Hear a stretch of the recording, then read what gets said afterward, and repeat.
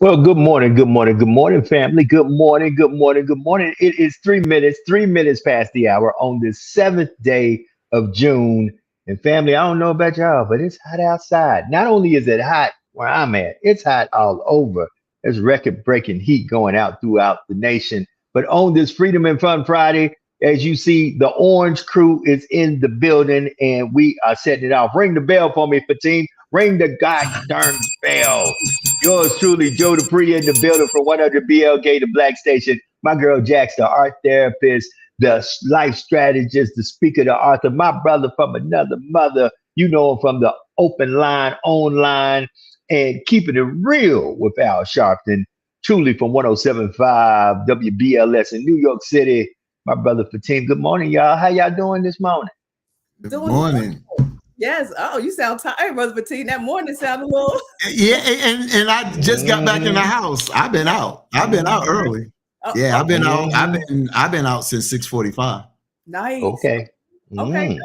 Yeah, it's nice weather out here in Jersey today. It's going to be a beautiful, beautiful day. So I'm excited about that. After the show, I'm going to take a ride about an hour away to my former boarding school for my 30th high school reunion.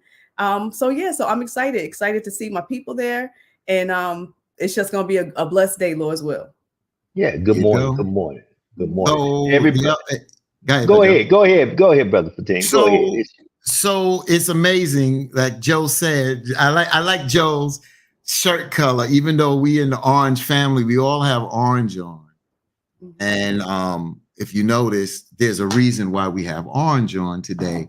And what I'm going to do is I'm going to just go into a little bit of it, and then our team will chime in. And I thank Sister Jax and Joe for bringing this to my attention. I should have been on this. I like your color, Joe. It reminds me of when I mixed back in the day, my vanilla ice cream with orange soda. And that kind of look right there, you know. Okay. But we all have orange on. I have an orange shirt there, Jax, all of us. So we're wearing orange in representative of National Gun Violence Awareness Day. This is an annual event that takes place on the first Friday in the month of June. So today, June 7th, 2024, is the first Friday in June, and it marks the beginning of Wear Orange Weekend. Wear Orange originated on June 2nd, 2015, what would have been Hadia Pendleton's 18th birthday. You say, who is Hadia Pendleton? Such a tragic story. The murder of Hadia Pendleton occurred on January 29th back in 2013. Pendleton, at that time, a 15-year-old girl from Chicago, Illinois, was shot in the back and killed while standing with friends inside Harsh Park in Kentwood, Chicago, after taking her final exams.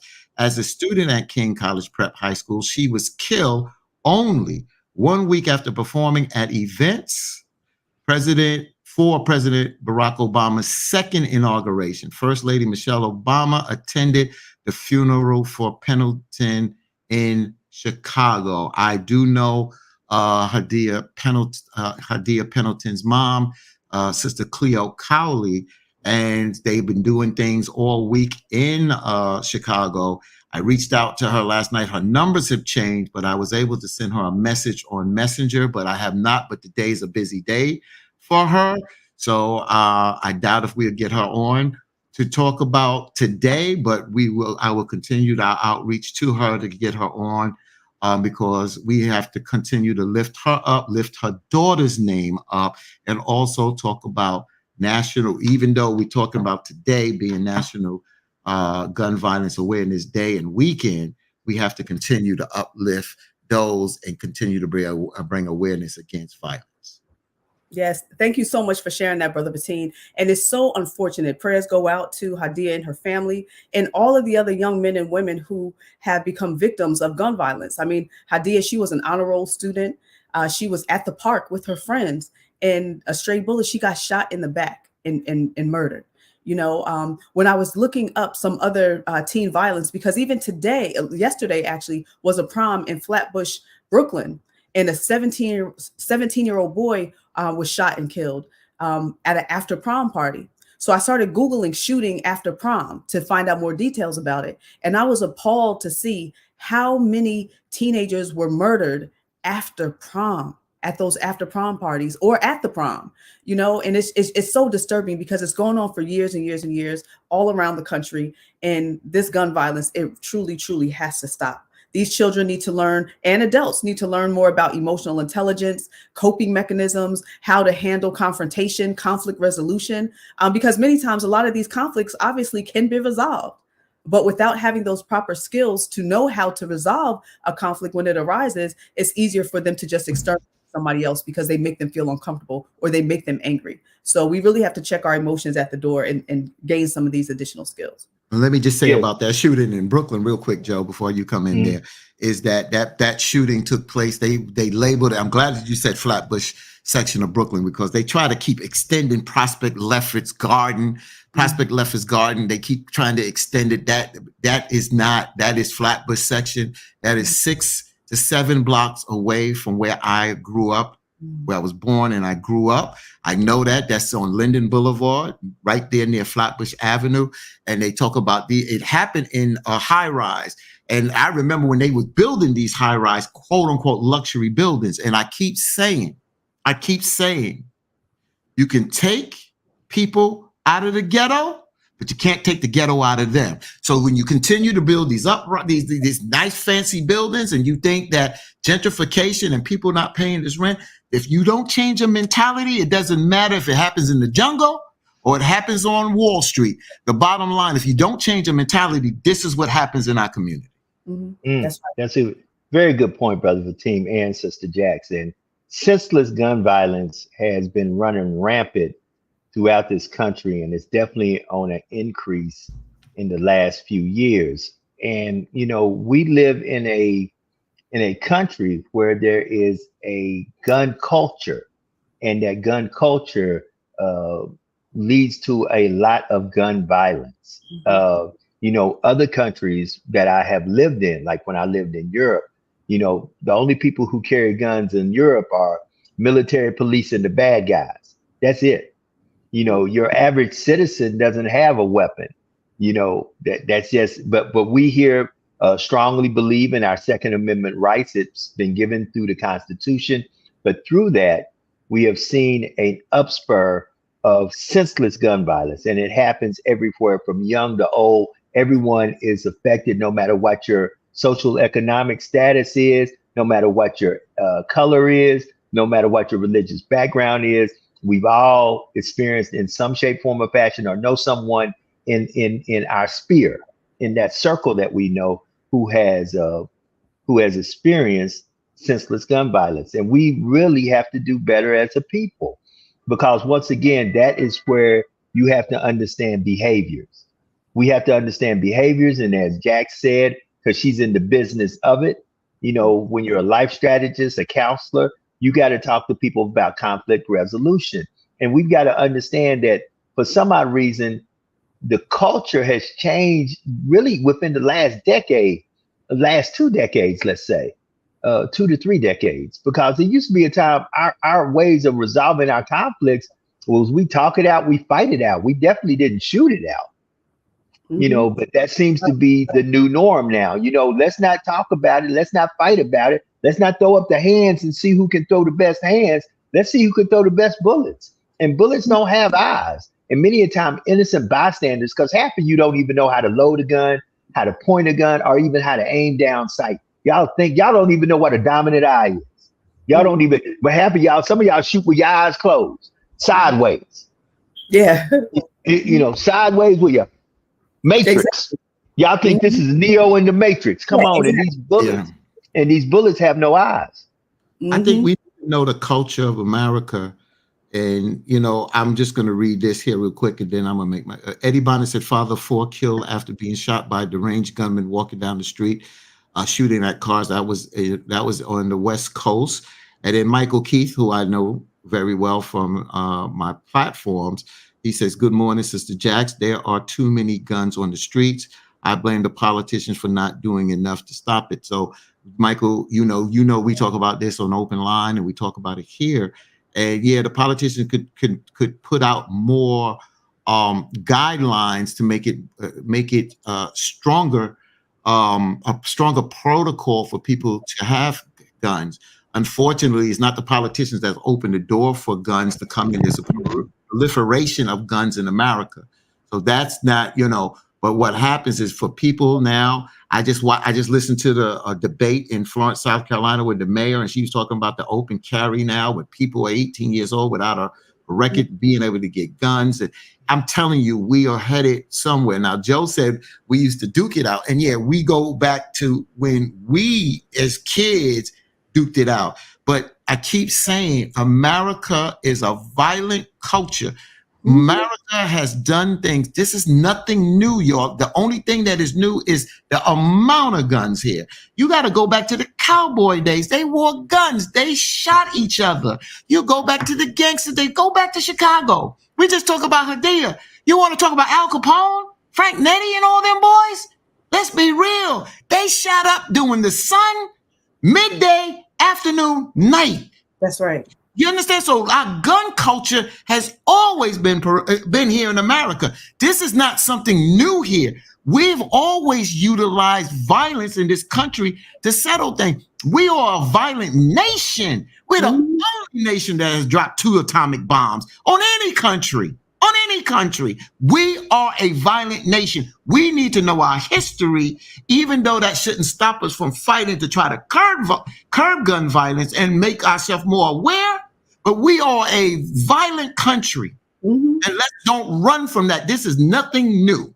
That's right. Right. You know, like you say, Fatini, our country was founded on violence, right? When we think about, you know, what was done to us as a people, how savage it was, even how we were transported over here on slave ships, all gathered together like sardines. You know what I'm saying?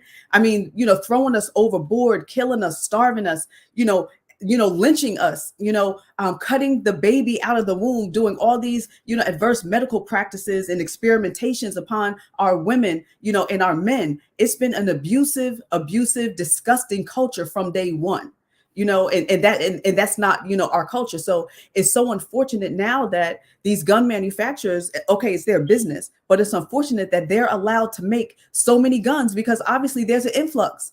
They're manufacturing way too many. But I guess you can't put sanctions on the gun manufacturing to say you can only make X amount. But, something like that needs to happen because there's way too many, of that product, in every community all around the world. So it's funny that y'all say this. And, I was having a conversation last night with someone about many of these states that we live in have very loose gun laws. And when we say very loose gun laws, if you are a law-abiding citizen, you can buy a gun with no problem. You pass your federal background check and you can purchase a weapon. What bothers me is many a times, and we've talked about it here, we had Mr. Mark Claxton on, and we've talked about that unfortunately with these loose gun laws, and here's why I call them loose, they don't have mechanisms where the person who is purchasing the item, a gun, a revolver, a pistol, a semi-automatic, any gun that shoots out a bullet is a weapon of potential death. That is something that you can potentially squeeze the trigger, and on the other end, there might be a person who will suffer a life-threatening death injury. And I just think there needs to be, I don't have a problem with anybody who's a law-abiding citizen owning a gun. I am a Second Amendment rights believer. However, I think that we all need proper training. I believe nobody should be able to purchase. I personally say this, and I am legislating for this right now. I'm trying to legislate it through the legislators I have in Louisiana. Not too many people are listening to me, but I am saying this to legislators in Louisiana. I don't mind us being able to open carry or conceal carry, but at the time of purchase, at the time that weapon gets from that gun seller's hand to you to become the gun owner, you should have a bare minimum of 72 hours gun safety training. Most of you don't even know the 7 fundamentals of shooting. You don't even know safety measures on how to store the gun, where to put the ammo. What happens if I squeeze the trigger and the round goes pop? I've seen videos where people go pop, pop, pop, and it don't shoot. They turn around and look at the gun, and all of a sudden, boom, they're dead. We got to have better training. That's just me. I don't mind anybody owning a gun who can legally own a gun. However, everybody should have a bare minimum of 72 hours of training. That's just my opinion, Brother Fatim. And not only 72 hours of physical training, there needs to be mental conflict resolution implemented in there. There needs to be some type of psychological evaluation, and that psychological evaluation, the same way when you have to renew your gun permit, which I have to renew. Well, Joe's a little different than I am, but you have to renew. And I think that those things put in place will help us out here. Mm-hmm. Those things must help us. And I was sitting here and I was thinking, well, you know what? We're not going to win this fight. But just like some of the folks that were against abortion or whatever, they stood the test of time. So they got the people in the place that they could get the votes that they needed. So we have to continue to fight to get the people in place to vote these tougher measures. And again, we're not trying to take away your guns, because we know that part is not going to happen. But to have army grade weapons and things like that of mass destruction like that, that's another thing. The bump stock to make your gun shoot automatically instead of being a semi-automatic weapon. And that type of weaponry is just not needed amongst your civilians. It's just not needed, because you send our police and other forces in to that. I mean, you send them into a killing. And I will say this, many of you know I am a law enforcement officer, and Brother Fatim, we do have to renew too. Once a year in the state of Louisiana, and mostly in every other state. If you are a law enforcement officer, you have to go through a qualification course every year, and you have to shoot a bare minimum score. And for law enforcement, the standard is held a little higher. We don't get to just go through. You have to score. If you don't, you get your gun taken away from you. Doesn't mean you can't no longer be a law enforcement officer. It just means you can no longer carry a gun. Mm. That means you might be a desk officer now. You might be somebody who's pushing and shuffling papers, but you have to literally shoot a certain score to be a law enforcement officer and to carry your weapon. Mm. Because we have to understand, we are taught this in law enforcement daily, that you are responsible for every bullet that's in your gun. And if you are called to a scene and a person has a young child and they have a gun to that young child's head, you got to know where, when you release your bullet to kill that assailant, you got to make sure that you know where you're shooting, because you don't want to hit the kid. At that close proximity, you got to know what you're doing. Because if you don't, you're going to hit the wrong person, and you're responsible. And if it's a gunfight and all of a sudden you're spraying and praying, and one of those bullets go through a window and hits an old elderly lady, that's sitting in her house, not even concerned about what's going on because y'all done chased some guy who stole a car down the street. The spray and pray stuff got to stop. Too many innocent bystanders get killed when it's law enforcement spray and pray, when it's gangster spray and pray, when it's these young kids wanting to mimic what they've seen on TV and on these video games. No, spray and pray ain't the way. That's right. That's right. And you know what's crazy too, Joe? You have a lot of these young kids now going, doing B&Es, breaking and entering. So they're going to people's homes, but the homeowners are so excited and proud that they have a gun. But at the same token, I think sometimes they don't realize that although you see that one person in your house, 9 times out of 10, there's at least 2 other ones somewhere around. Because you have the driver of the stolen car that got them to the scene. And then like the lookout, person as well. And then you have the one that's going into the home to break in and enter. Right. So, but guess what? They're little kids, but they all have guns too. So if you start pulling the trigger on the one kid, guess what? 9 times out of 10, he has a gun, and so do his friends that's waiting nearby. Let me just jump in here real quick. So one of the things that we used to ask this question, this is why I'm saying you have to learn what you're doing. In New York City, I remember when hollow point bullets were for civilians were illegal. They're illegal. They were called cop killing bullets in New York City.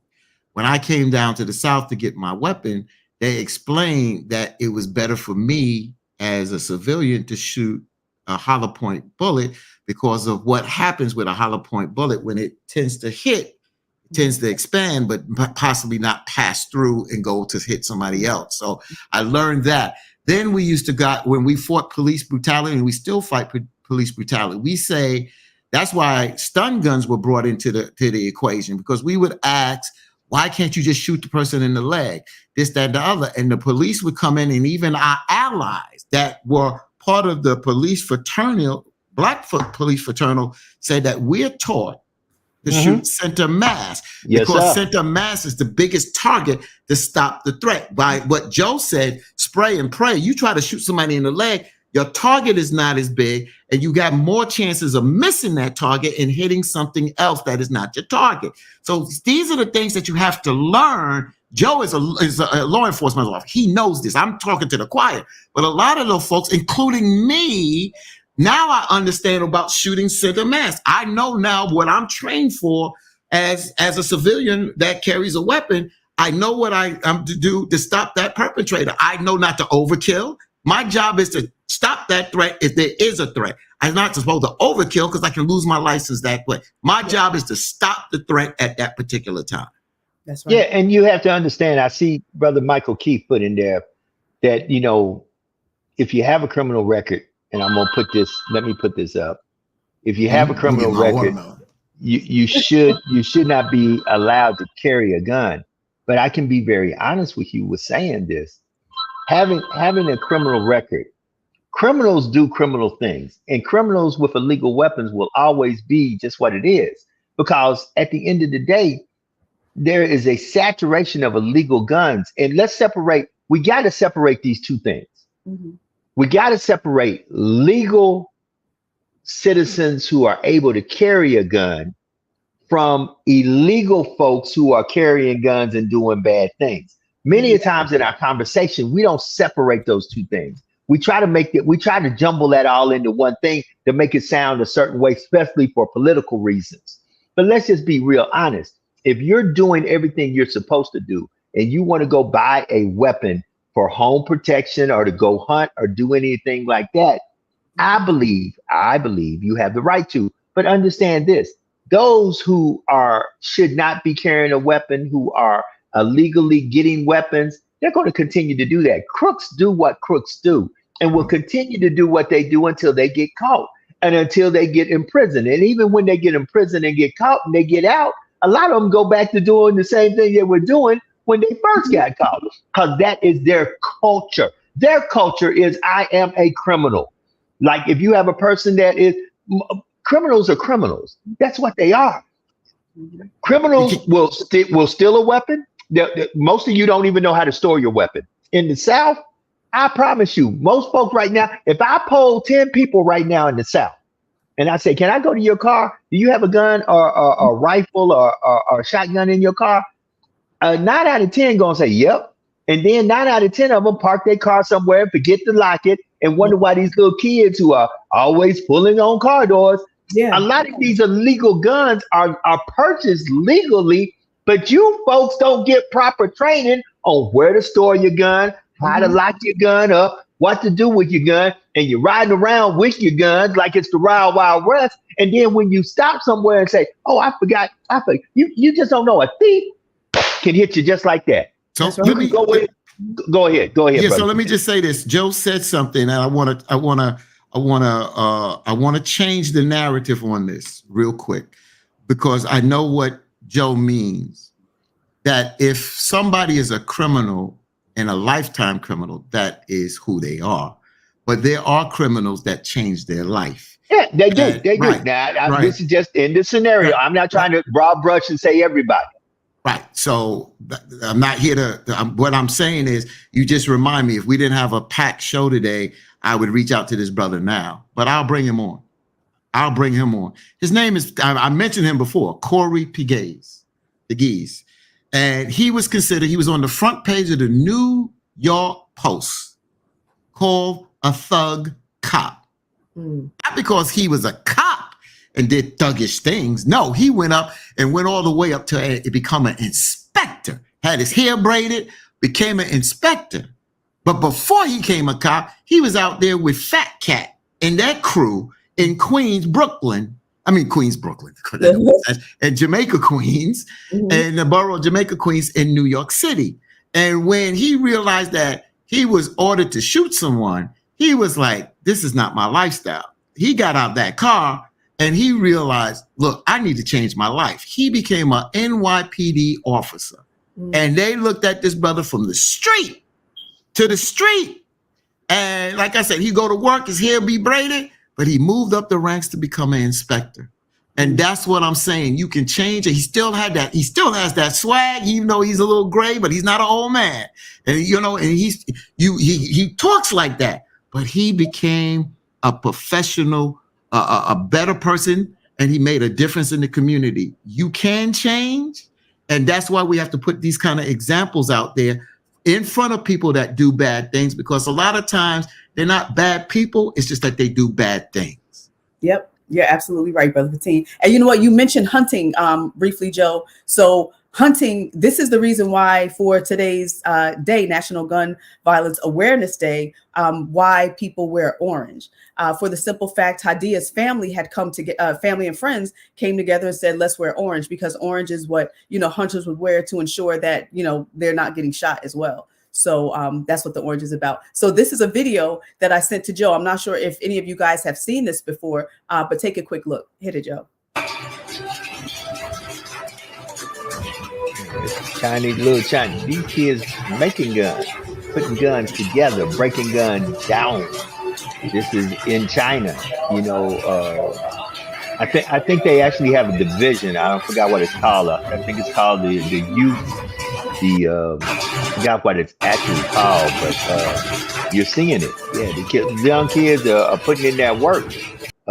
They at a young age are teaching their kids how to break a gun down, how to put a gun together, things like that. And I advocate constantly that folks should teach their kids basic gun safety and how to operate a gun, because you never know what would happen. Let's just be honest with you. You never know. And let's take the human factor out of it. Let's say that you're in a position that you're driving, going cross country, and your car breaks down in, God forbid, some wilderness like area. You might need that gun to fight off wild animals. You might need that gun to kill something to eat and survive until they find you. There's some survival skills you may need.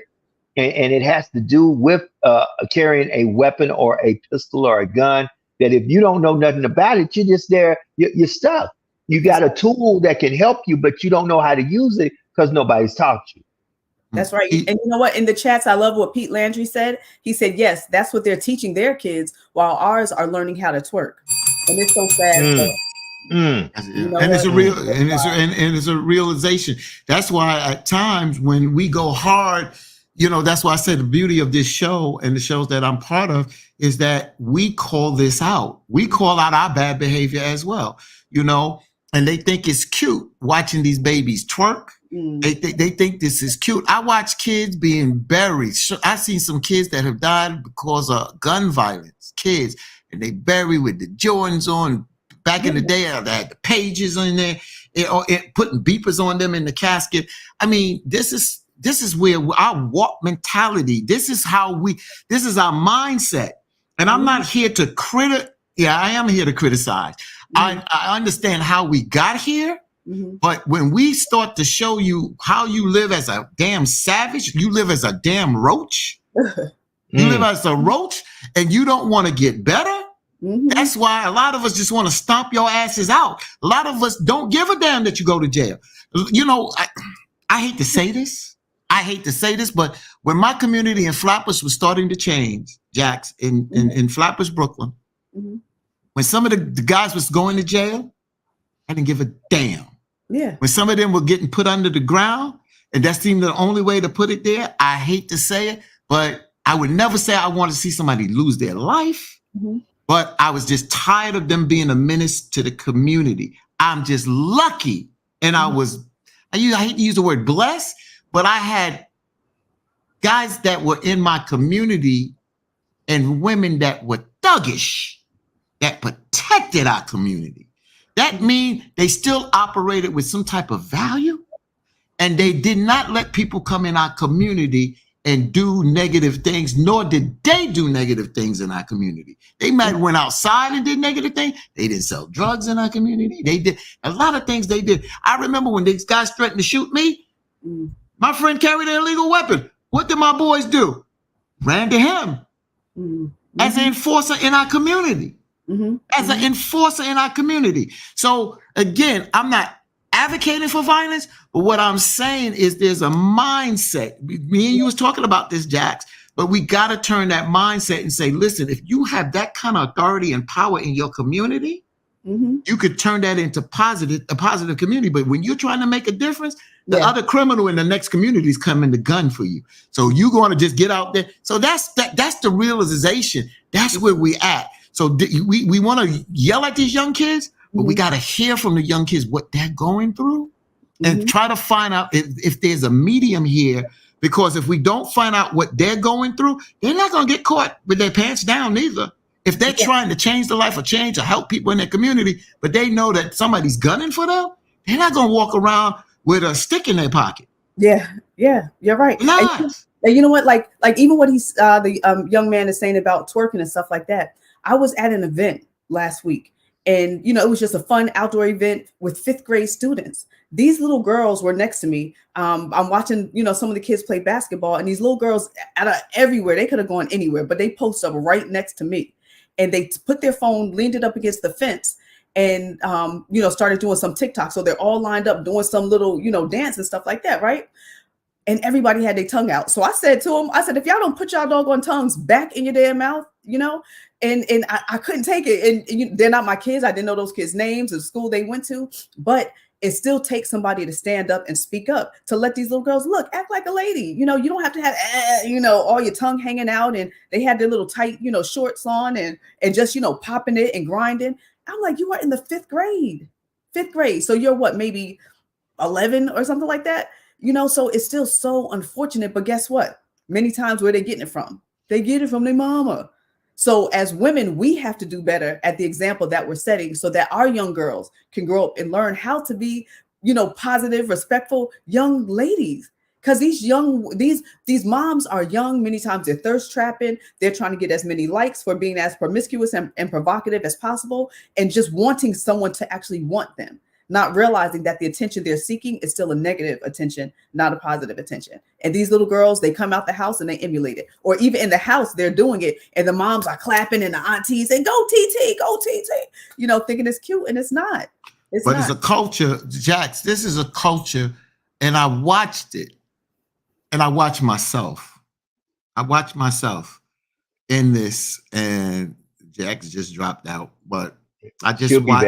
Okay, I watched this culture, Joe, and even I got caught up in it. And when I'm saying I got caught up in it, no, I didn't have my daughters twerking and all that kind of stuff. What I'm saying is, I would be home, and me and my late wife was we adults. Next thing I know, I'm watching television. I'm watching wrestling, violent. I watched 24, which is with Jack Bauer, violent. I watched the Bad Girls Club. They fighting. You understand? You watch the hip hop shows, Hip Hop New York, Hip Hop Florida. The reality shows. Reality shows. You watch the reality shows from the Atlanta Housewives to the Basketball Wives. They fighting, they pulling hair and this, that, and the other. So it's a culture that we around, and unfortunately we like to see violence. We like to see it, even though we may not participate in it, we like to see it. So we keep saying we got to do better, but our mindset is not doing better. You understand? Even me, I'm sitting there watching the Bad Girls Club. I'm like, well, I'm watching it, and look at these girls. They fighting and they doing this and doing that. But the difference is, I know that what is television, but I do also know what that television is not influencing me, but it's influenced other people's minds that are impressionable. And that's how it becomes a problem out there. You can go to the movie, you can watch certain things, but when you start putting on the video games, like what's that video game out there? Grand Theft Auto. That was one of the most violent games. And I know Joe's a gamer. I don't care. That game marketed to kids. I think that was one of the worst things that ever could happen to us when it came to gaming out there, because I watched people in my family and other kids, 14 and 15, started carrying weapons. Yeah. And so I'm just telling you, our mindset, that's why I said this is a violent culture. Jack, you dropped out. I don't know if you heard me when I talk about even me and Ethan would watch the Bad Girls Club. Mm-hmm. We would watch that. We would wrestling, all that. I don't care if it's entertainment, it's still violence. And if your mind is impressionable, then you don't know how to decipher. When you cut the TV off, you leave it there. Yeah. You understand?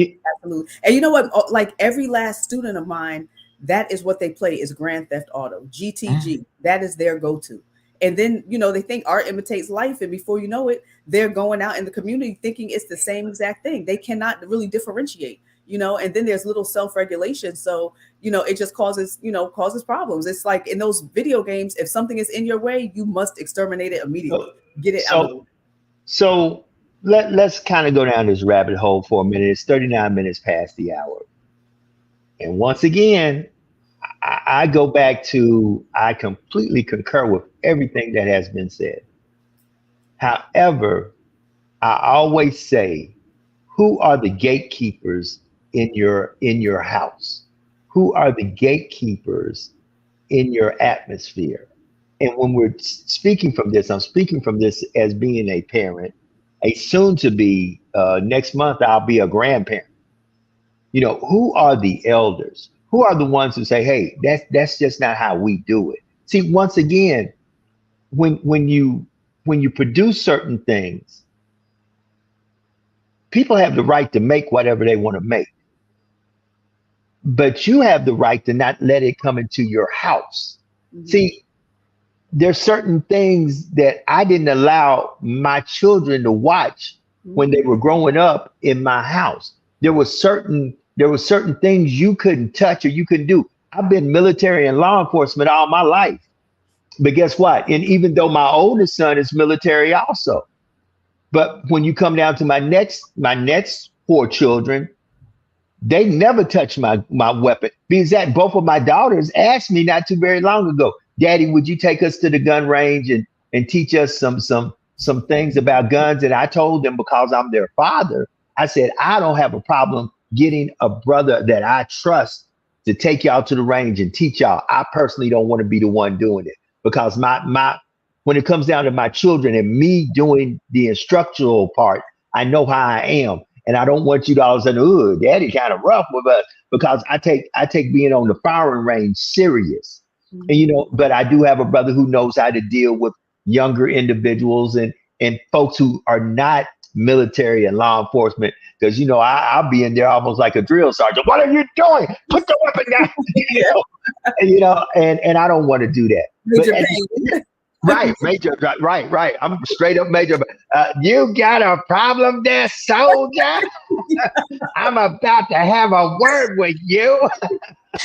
So, right. You coming in here trying to cry, talking about you got a whiny poo on my gun range. No, but all that put to the side. Listen, family, there are melanated gun clubs out here. There are instructors who are Black and brown who can teach you a great deal about weapons, weapon safety, and listen, if you can legally purchase you a weapon, I encourage you to go do so. For sure. And learn about how to be a gun owner, learn how to fire the weapon, learn to find out that owning a gun ain't a bad thing. Mm-hmm. But once again, bad people with bad intentions, if they get their hands on anything that they can use to bring forth whatever they want to bring forth. Listen, a bad person with a baseball bat can cause harm. Mm-hmm. Don't have to be a gun. So all of a sudden we're gonna start banning baseball bats? No, we're not. But you're gonna address the behavior. Too many times we talk about the objects. We're not talking about the behavior. We don't talk about how drugs are being poured into our community. We don't talk about how resources are being taken out of our community. See, we don't tell you about how things that make us act crazy get poured into our community, while services and products and things that can help our community are pulled out. We don't talk about. See, go ride through your hood. Mm-hmm. Look at all as you say, the bodegas. Look at the places. Go in there and look at the food that they have brought into our community for our demise. But then when you turn around, say, well, how much good funding do you have for nutritious, healthy food banks and food areas in our community? They're pulling the resources out to help us, but they're pouring the stuff in to kill us. Yeah. Wake up. Let me stop Joe. I got to stop Joe there, because this is one thing that Joe does. And he says so many great things, but I gotta slow you down, and I don't want to cut you off. No, go, my brother. No. I gotta say this, because you start something and you say good points, but you go from A to Z. Then we gotta try to go back. You gotta slow it down. Stop that, Joe. You go from A to Z, and there's great things, but you just said, well, in my household, the gatekeepers. You were making a point. You should have paused there, because that's so important. The gatekeepers. That's why I wrote it down. The gatekeepers are what you watch. So I look back at television for a moment. So we talked about the games. So I look back at our time. Cartoons were very violent. Bugs Bunny and all that, they were violent. Roadrunner violent. Mighty Mouse violent. Underdog violent. Gigantor violent. You understand? Mm-hmm. Batman and Robin violent. The Man from U.N.C.L.E. violent. Transformers violent.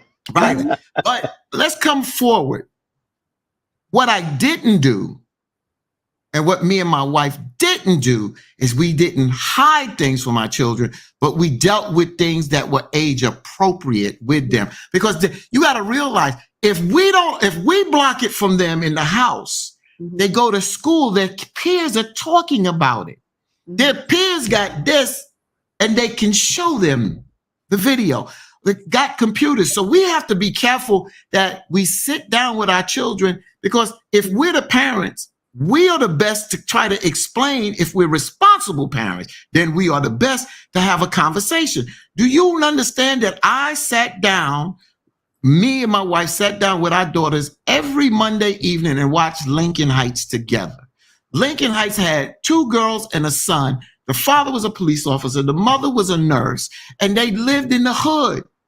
And they dealt with those kind of issues that, honestly, my daughters were growing up and dealing with that type of peer pressure and living that life. We would sit there and we would talk about it. Then what comes up next? Empire comes up. This is on regular television. It's not cable. This is Empire. Empire pushing the gun. They pushing the gun with Cookie, Lucius. You understand? They pushing the envelope. I gotta sit there with my kids because this is where they're at. They're not adults yet, but they're learning. Then Power comes up. Oh, Power comes. It's on cable. Oh, wow. My younger daughter's not watching it, even though she's like 16, 17. But my older daughter is watching it because now I let my older daughter read urban books. But you know what happened when we were reading urban books? My wife had the same book, I had the same book, and she had the same book. So we could have a conversation. This is what I'm saying.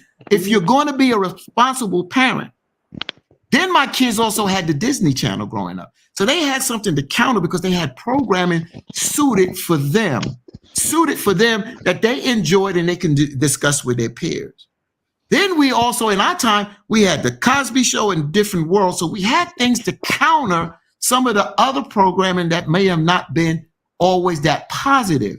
There's nothing wrong, nothing wrong with having programming out there that may push the envelope versus positive programming. The problem is just that now everything is negative, or you may get one or two positive things where you got 20 to 40 things that are negative. You don't have a balance out there.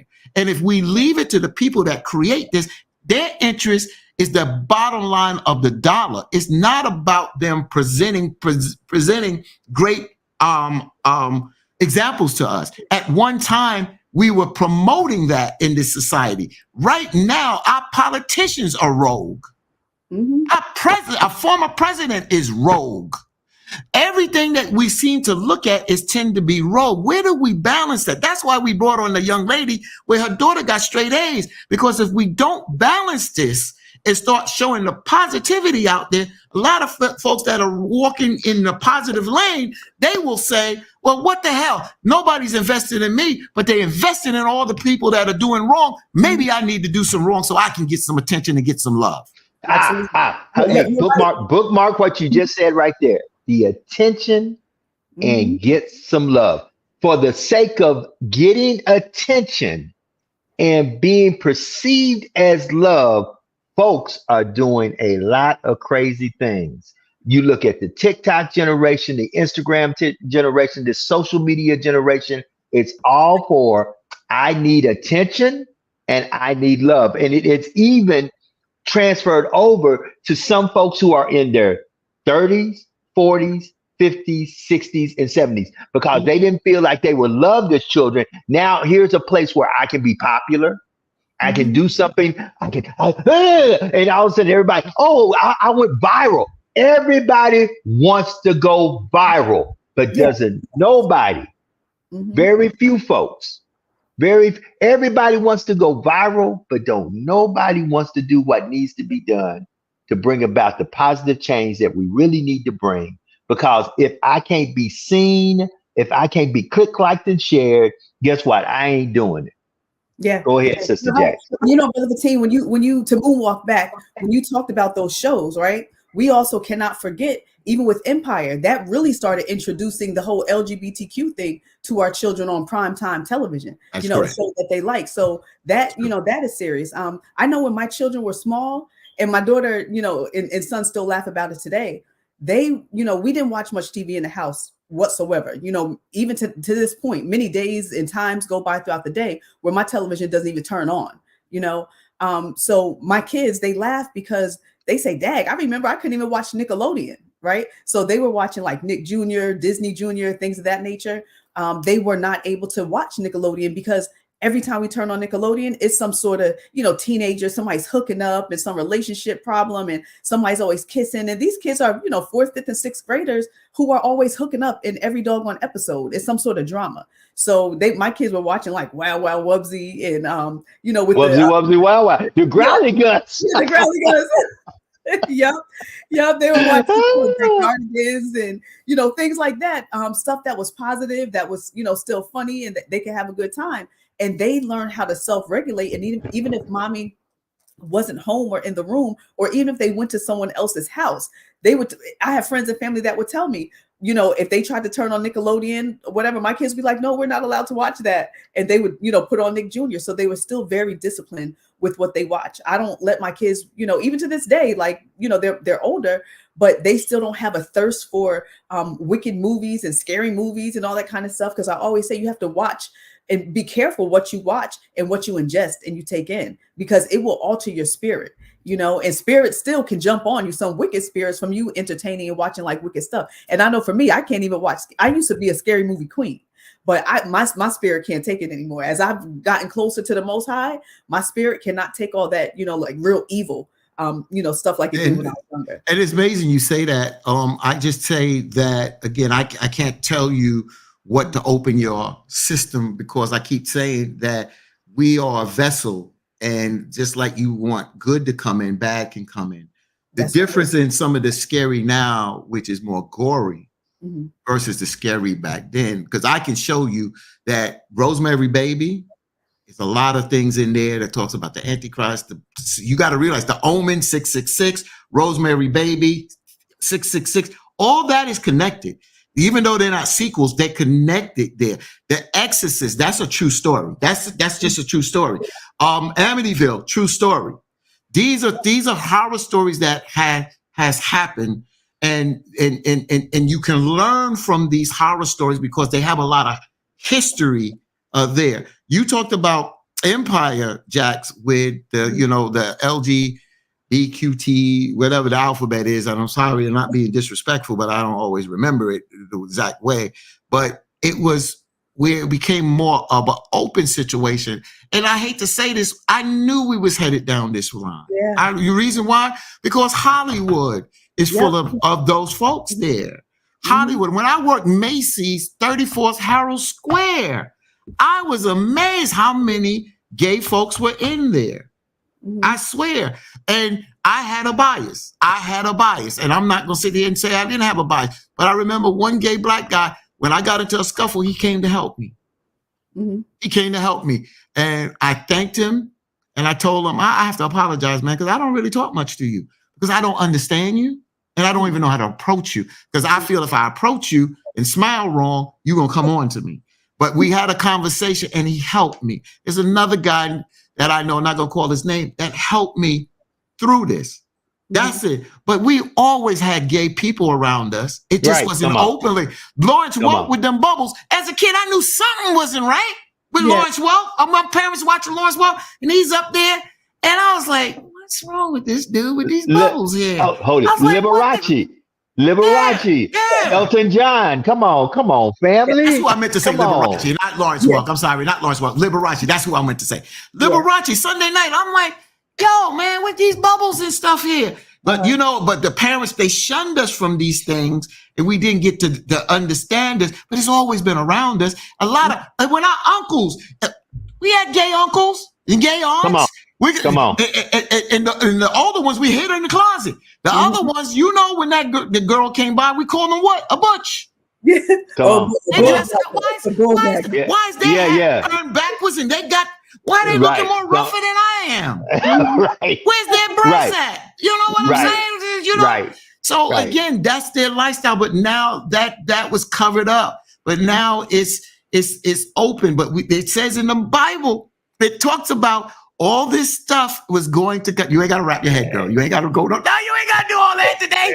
I love it the way you look. But it talks about that in the Bible, and it talked about this during the Sodom and Gomorrah era. And that's why I told y'all the movie, if y'all can stand it, part 2 of watching Caligula is one of the most devastating and things to watch. But that's bestiality, and that's how some of those folks live, and we adapt to their society. They were savages. They were beasts. And when they talk about Abraham going into Caucasus Mountain to clean the lepers, to train them, because they were walking on all fours. You understand? Know the history and see who you're following today. See who you're following, and then you ask why they don't do good. They can't, because it's not in their nature to do good. That's why people call them devils, because their nature. And now we're imitating them, so we have become black devils. Well, you know, Joe, what you're talking about, bestiality, we've, you know, gone from, you know, being one way according to scripture. translated deeper into another way, and the LGBTQ thing is real popular, bestiality is actually the next wave, along with pedophilia. There's actually something called NAMBLA. I'm not sure if you guys are familiar with it. It's the North American Man-Boy Love Association, right? North American Man-Boy Love Association. And it's the it is a pedophilia and pederasty advocacy organization in the United States. So there's an advocacy organization that focuses on man-boy love, on pedophilia. You understand what I'm saying? So it's about to get deep, and people want to keep running away from the Most High when, if anything, you need to be running towards it, because they are out to destroy our families and our children, and it's deep. It's deep. So bestiality, yeah, guarantee you that's about to be, legal too. So if you say I want to marry my dog and you sleeping with your dog, that's what you could do. And I mean, not sleeping with your dog, but sleeping with your dog. So we have to really be careful, because the stuff is out there in plain sight. We just have to read and sometimes get off TikTok, because sometimes some of the stuff is hidden, but it's still out there, these organizations. So, that's a very good point. And I tell people, you got to pay attention. Just pay attention. Life not only be lifing. I brought it up earlier, and I'm going to stay there for a minute. You got to be the gatekeeper of your sphere. Like we had a conversation yesterday, and a lot of folks, some folks reached out to me, and it was funny. I laughed yesterday, and I said, you know what? You got to respect other folks' boundaries and where they stand on whatever they stand on. But I said, what you allow to come into your house and in your sphere, that's on you. That's on you. Stop blaming other folk, because you can cut it off. You could cut it off. You could take it. Listen, you don't have to, just because all the other kids are getting a cell phone at a certain age. You don't have to give your kid that cell. Because here's the deal. We're in an age where information is more readily available to the masses than it was when we were growing up, Fatim and Jax. Let's just be real about it. The way I found out about the world was I either got National Geographic or I got Britannica, the encyclopedia. That's how I found out about the world. Because let's just be honest, we were the ones who ushered in the www age. The first computers, the first Atari computers and all that stuff. If we go back and show some of them, I learned how to type on a typewriter. Most kids these days go, what's a typewriter? What's that? There's things that existed because I came from the age of, we went outside and played outside a great deal.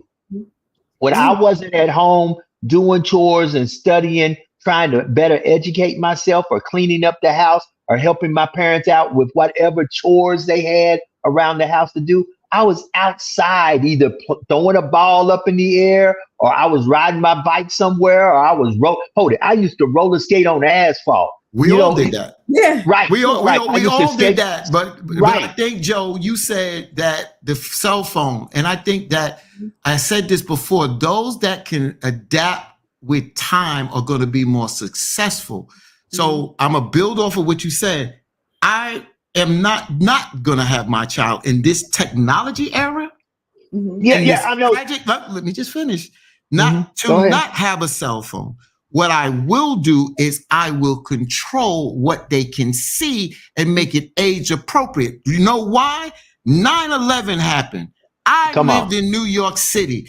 Ain't no way in hell my wife could not get in touch. My daughter, they got in touch. She was able to call my oldest daughter and her youngest daughter. They don't supposed to have cell phones in school. But I talked to the principal, and because my wife has sickle cell, they agreed. And I, not only because of me, but there were certain situations that children needed cell phones for a certain reason. I agree with that. So I think now, yes, our kids have gotten away from some of the things that we had as a foundation that helped build the building blocks to make us who we are today. And there's nothing wrong with doing that. Because I ask my kids, I look at my cousins, do you know how to do double dutch? Do y'all know how to do ring a levio? Do you know how to play these games? And some do, some don't, because the world has changed. But what we have to do as a parents, we can't be caught up in our old ways and not adapt And then agree. be able to I agree. supervise. Because you said, Joe, a lot of things we control what come in our house. A lot of parents, you got to realize that their kids go outside and they bring stuff in. And when they bring stuff in and ask the parents the question, and the parents don't know, oh, you don't know that. You got to understand or learn about it so you can teach your children. Some of the kids are teaching the parents how to do the new math, and the parents can't even help their children with the new math now. So we got to be up on this, on life now. Hey, and listen, Brother Fatim, I fully agree with everything you just said, and I applaud you. Ring the bell. I don't have my bell to ring it, but here's what I'm saying, and I think I think get your piece, my brother. And Sister Jax, I think we got a guest coming in. I see somebody in the green room. I just don't see their camera on. Their camera or their mic's not on at the present moment, but hopefully it'll get on. Oh, it just came on. The mic and the camera. So we're going to introduce our guest in a minute. But here's what I'm saying, family. And Brother Fatim and I are both saying the same thing. Do what you have to do to have them inundated into this modern day society, but have your parental controls over it. Don't be their friend. I'm sorry. You can be a friendly parent, but you don't have to be your kid's friend. They have friends. I'm the parent. I'm the one who ensures that I do not only scripturally, but what I believe is morally correct as a parent, as in raising my child. With that being said, Sister Jax, introduce me this brother that's in the green room where we can bring him on in.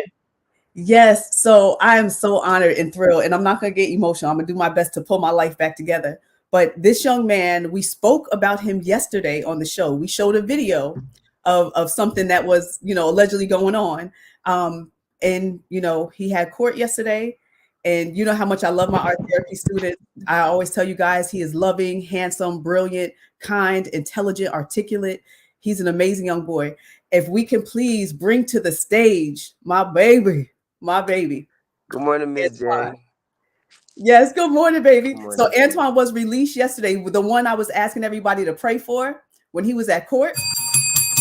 Your prayers worked. I called his mama after the show, and she said, Miss J, they let my baby come home. So he's home. That's my baby, Antoine.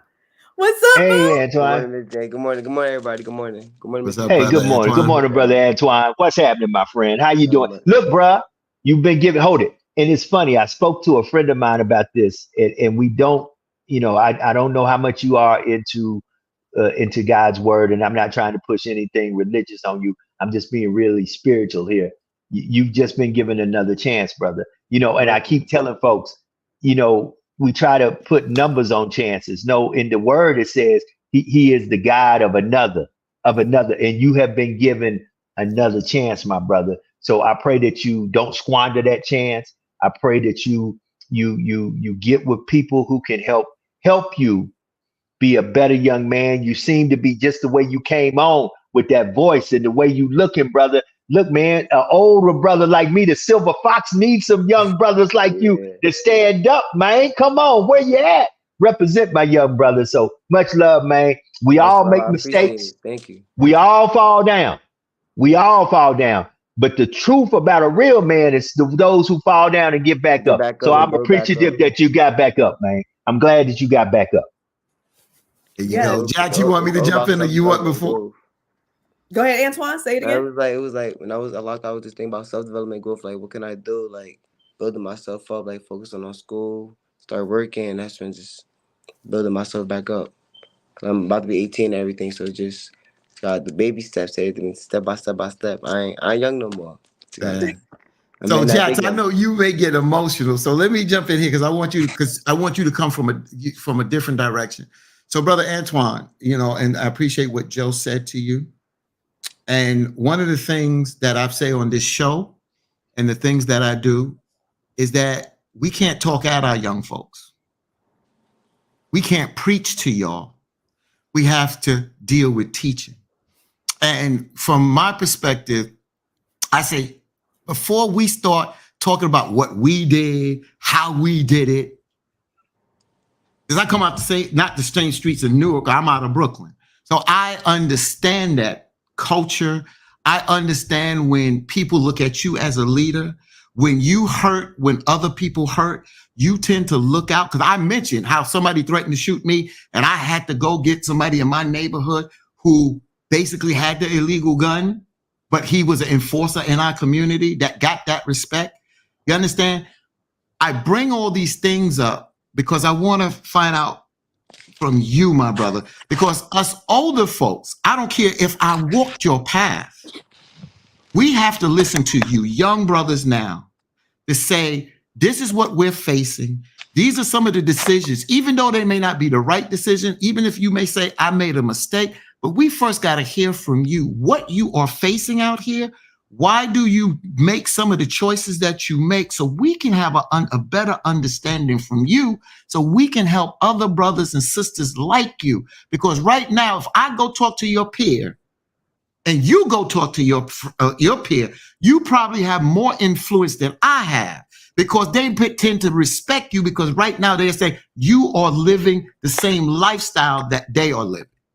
So just to hear from you, my brother, what are some of the challenges that you are facing out there as a young Black male and some of the challenges that your peers, your friends that are facing that may not be doing everything right out there and why they are facing the challenges of doing right and versus wrong? Mike is yours, brother Antoine. Right is doing right and wrong. It's like everybody know how they face. Like you can say one thing to a brother, but a brother won't understand something else. What I understand my saying is like you could tell somebody about doing something wrong, but you want to teach them out. Let's go to libraries. Let's go study about something. No one want to study. Another thing I could refer to is like there's plenty of things I could think of. A brother will jump in the car to go do something wrong, or like just go down the right path, or let's go. We plan on going. Let's say we go to RPM, something. That's when just make the wrong turn. It's always about that one wrong turn could like cancel everything. You could be one wrong. Basically, I apologize to keep stuttering and nervous. No, it's all right. Take your time, brother. You're right. Fine, brother Antoine. I understand. We were among family, my brother. Take your time, man. Right. That's why I said I'm from. One mistake could cause the wrong thing. One more move could cause the wrong thing. Right. Let me ask you this: what we know that, like Joe said, you was given that second chance. Sister Jax talked about it. What when you had to make that decision, when you made that decision to do what you did that got you into that trouble, what caused you to do that? What was your mindset? What made you do what you did? My head was just going. It was going. Just had to just made the wrong turn. So Antoine, I was doing everything I had to do. Like I was on the right path. I was working all that. Mm-hmm. I was finishing school. All I need is a couple more credits to finish high school. I can still do. I'm about to have that finished by the summer. I'll go to one of these. It's just a couple of schools I looked at. I'll go and finish my credits to finish high school. I'll get a GED. And it's just the working. I'm about to be 18, so it's about to be easier for me to find more jobs, more opportunities. Let me just say this, Joe, and then I'm gonna be quiet. Okay. Let me just say this. So my cousin, boyfriend, my cousin was pregnant. They just got a new apartment. They each had a car. He was doing the right thing. She was doing the right thing. He made that wrong turn. He goes with his friends. They rob a jewelry store in Midtown Manhattan. They thought they had the owner, but the son was in the back. The son came out blasted. My cousin boyfriend 6 feet under today. So when you make that wrong turn, like you said, like Joe said, you're giving that other chance. You make that wrong turn, and we do make bad decisions, Antoine. And I understand that. That's why I said I'm not preaching at you. That's why I started off. I come out of the streets of Brooklyn, so I understand. But sometimes we don't get that chance. So I just want you to really understand you're given that chance. But when them cops shot into that van, that bullet could have went somewhere you understand? So again, you have to live your own life. But for me, I look at it and how Sister Jax, he puts it in God's hands. You're given this chance. It's up to you to walk this path. And when you have that problems out there in the street, that's what I'm telling you. Because I tell people that when people are fearful of you, they'll put a bullet in the back of your head. If they respect you, they will let you live. And then you become influential to other folks. So I just want to say that. I'll be quiet now. I appreciate you. Thank you. So brother Antoine, before I turn it back over to Sister Jax, look. So listen, brother. I'm gonna say this the best way I can, man. You ain't by yourself. You ain't. Listen, man, I was an abandoned child. My mother threw me away. And just like you, when I was your age, bro, I had a lot of hurt in me, a lot of hurt people didn't know about. So I feel where you coming from. I see it in your face, and I don't want to go deep there into it because I don't put people business out there. I can put my business out there though. When I was your age, man, there was a lot of stuff that my straight face was showing that behind my face, if you only knew what was going on in my head, how I was feeling about my mom's, how I was feeling about situations and circumstances around me, man, even though I had a face that looked just like your face, handsome, young black man, looked like he got something really good going for him. But in the back of my head, man, there was a 50 million whys and no answer to no question. And I was upset. I would get by myself and be mad, be doing everything right and good, but mad. And that anger and that disappointment that was inside of me because many of my whys, I was literally a victim of other folks' choices. So I had to sit there and say, I'm not where I want to be because I'm where I want to be. I'm where I want to be because of what other folks have done. Other folks have put me in this position. What I'm telling you, my brother, is just what Brother Fatim said. And I ain't trying to talk at you. I ain't trying to talk to you. I'm trying to be inside of you and talk through you. Brother, life is a precious thing. You 17, man. You 17, player.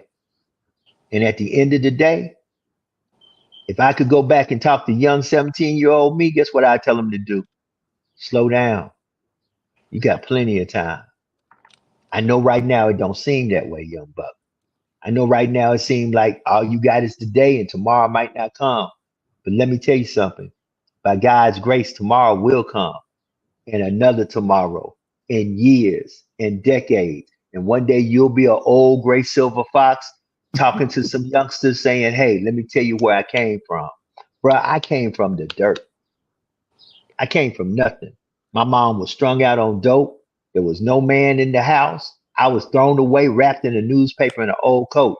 Brother, if I can make it from underneath a house, being wrapped in a newspaper in an old coat, and Lord knows I done got in trouble with the police. I done got in listen, I done got in trouble with 50 million folk. But guess what I realized one day?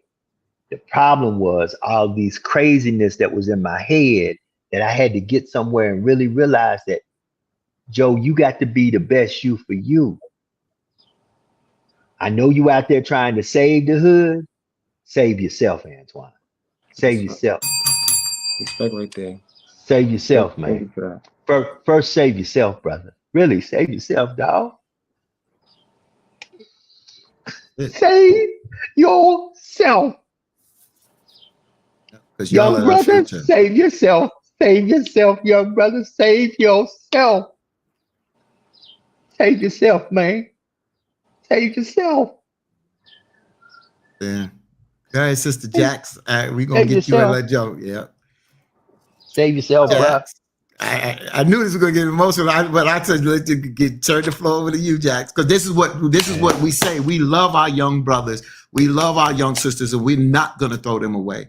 No matter what choices they make, we still got to try to be there for them. And like Joe said, I'm talking with you because I like to hear the conversation, and hopefully, the more that we build this rapport, you want to talk and just bounce things off, we here. But Sister Jax, Yeah. floor is yours, my sister. Yeah, it's yours, sis. Ooh. Antoine, I'm gonna need you to talk. Talk, Antoine. Just tell us what's on your heart. What are you thinking? Like, you know how we met in art therapy, right? So just tell me a little bit about that journey in art therapy and how we connected, and just tell me a little bit about what's going on and what's on your mind right now. From the first day of art therapy, I can remember like it was yesterday. Like, first day I went to art therapy, I remember I went there. I was greeted by Miss J, Miss Wanda, and Miss Shalana. They was like open arms. Like, I feel like it was home. Like, first day, like they walked me. I walk in, they helped me to sign the book. I walked through the door. They offered me snacks. I ain't even sit down yet. They trying to offer me something to eat. I'm like, man, I feel like I was getting robbed or something. And that's how I'm like, this place cool. That's and we sat down. that's when we always like it was always one powerful word a day, but the main word that we used was wisdom. And I remember like when I came home the day before I came home, and I was in there, I read the part of the Bible, Proverbs. They pronounce Proverbs. The main part that got my attention was verse 14:11, when the woman built the house with her hand. I forgot the last part though. But back to art therapy. Art therapy is like always felt welcome. The first day, couple days, I used to like I never always protected myself, but like I always can't protect in that sense. It was like it got to a day like I could just come myself. I could be free. I could just come myself, come open. I ain't got to worry about nothing because it was a comfort zone. Every time I went there, wasn't there just to sit there. Like I know some of these other programs. I went there. We did recreational things. We sat there. We talked. It was all about support and self-development, growth. We helped each other. Like we helped build each other in art therapy. It's like out of all the programs I've been through, the best program I can say I've been through was the UCC art therapy program and with the youth build when I had the mentor. Art therapy really like helped me with a lot of steps in life. Like without art therapy, it's like I wouldn't know some of the things I know now.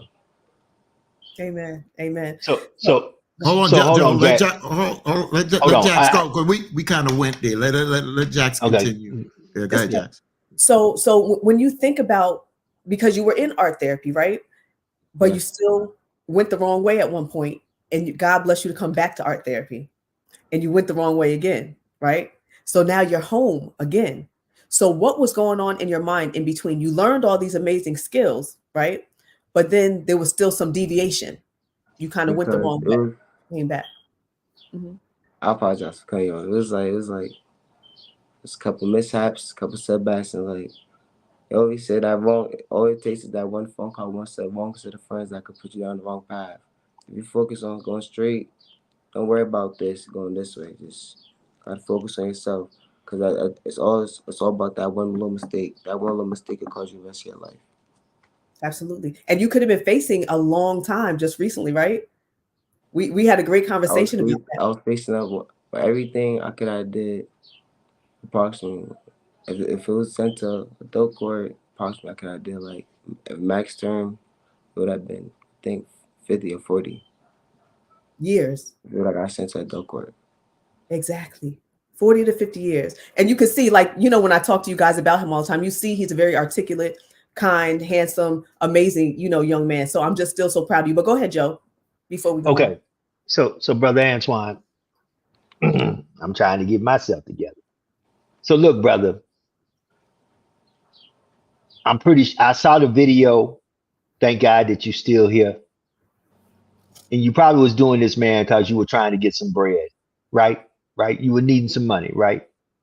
Well, why'd you do it? That's why I need to hear this right quick. Why'd you do it? Were you trying to get some money? Were you trying to get some money for somebody else? Why did you do it? That's all I need to hear right quick. This is just me and you. Forget about all them. This is me and you right now. Me and you just, I can't answer that. Yes, I can't. But just between me and you, just I could say bigger things. Okay. So here's what I'm gonna do. He'll talk to you offline about it. Oh, hold up. We're gonna talk offline, but here's what I'm gonna do right here, right now, for this reason. Because the Spirit of the Lord hit me in my spirit to do this and do it openly, because we got to do this for you, more young men like you. Sister Jax, I want you to send me your Cash App. Brother, I'm sowing $100 in your life today. Where you ain't got to go out there and fight, hustle, do anything illegal. Today you get $100 from JD, straight out of my pocket to you. Thank you. I'm gonna send it to Jax. Jax is gonna put it in your hand. You ain't got to go out there and do nothing illegal, brother. You ain't got to go nothing, because at the end of the day, we really do what we do because we chasing bread in some shape, form, or fashion. So I don't know how much bread you got in your life. I know you just came out of the court system, and most folks who come out the court system ain't got nothing. So I'm going to sow in your life right now, personally, $100, bro, that you ain't got to go out there and hustle, steal something. It ain't a lot. $100 ain't a lot nowhere. But I'm going to give you that from me to you, because, brother, we got to start as men being responsible for you. Amen. And so you get $100 from me today. To be exact, Jax, text me your Cash App right now where I can send that. I'm sending that before I get off this thing right now because God told me to do it. Amen. Bruh, Appreciate that. I we appreciate that, got Joe. you. Let me ask you this. Where do you live? You live in Newark? I live in Newark. All right. So this is what respect is, and this is what power is, but you have to earn it, my brother. And I appreciate Joe doing that. Jax knows a lot of people. And it's not just about name dropping, but Jax will continue to update you on the progress. I'm speaking with the mayor of Newark, New Jersey, Sunday morning. Matter of fact, I got a call during the show from the mayor's office. So Mayor Ras Baraka, and I know where he comes from, and we comes from an activist family. And I got brothers on the ground out there that have been fighting against police brutality and violence in our community. Jax will continue, and if you want to keep in touch with me, that's fine. However, no pressure, but we want to continue your progress because I see an idea that's forming in my head, but I have to go through Sister Jax because you can become you are a leader. Mm-hmm. It's just where you put your energy into it.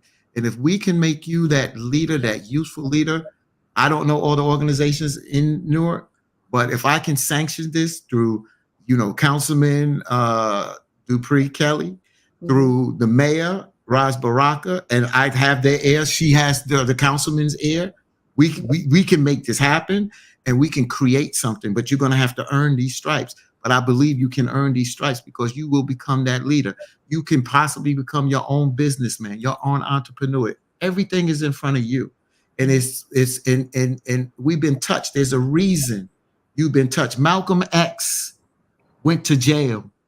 Malcolm X became a great man. People make mistakes in life that you don't stay there. You don't stay there because if you start saying, well, I made a mistake, you got a chance. So now you don't wallow in there. You pick yourself up, you brush yourself up, and you move forward. And our job is, if we're connected like that, then we look out for you. But you have to earn it, my brother, because we can't vouch for you if you don't walk that walk. You understand what I'm saying? Because you walk that walk. We got to surround you with people that can protect you, that you can call somebody. You understand? Because as soon as you start walking in a righteous way, some of that negativity is going to come at you. And that's how it always worked, my brother.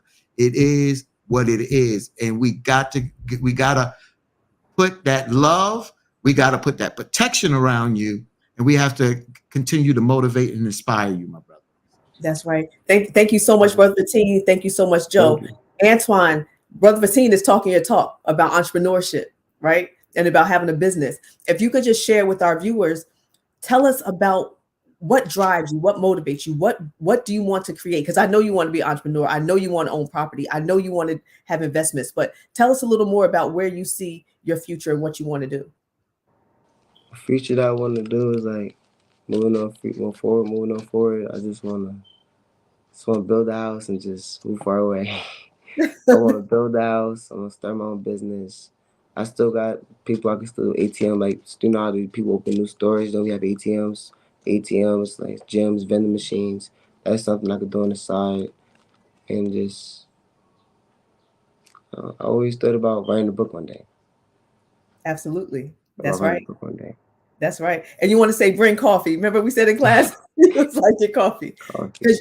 Yes, he wants to be wealthy, y'all. He wants to be wealthy. What else did you say you want to do in terms of, you used to talk to me about, you want to have your own toy drive one day, right? You want to have your own community center one day. If you could talk to us about that a little bit.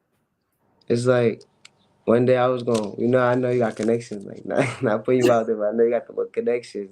So with the cities and like East Orange and Newark, it's like one day, like, around Christmas time or Thanksgiving, do a little participant, like, I'm always, at Penn Station, be people out there. And one day, like, go out there and like pass out food, like $5, pass it around. And that's where we go to like other townships, and that's when like just help like coat drives, food drives, and that's when toy drive. And come on, brother. Yes. And I've seen this young man at a coat drive take his own coat off and give it to somebody else. That's the type of brother that we're dealing with right here, that just needs some support. And I thank you so much, Joe, for sowing into, he's like my son, Hey, you said bro, we got you. We that's got you, brother. We sowing into you, bro. Listen, you ain't got to go out there, man. Listen, us men, it's you have been failed by us older brothers, and I apologize for every older person who failed you. Because as a 17-year-old child, because you still a child, but as a child, brother, we supposed to have your back. You listen. Not only did I sow into you, Jack's gonna give you my number. You call me anytime you just need to talk. Before you go do something stupid, you call me. You call me. You call me and say, hey man, I don't know what to do. If I can't help you, I'll try to find somebody because I ain't got all the answers. But call me before you do something dumb.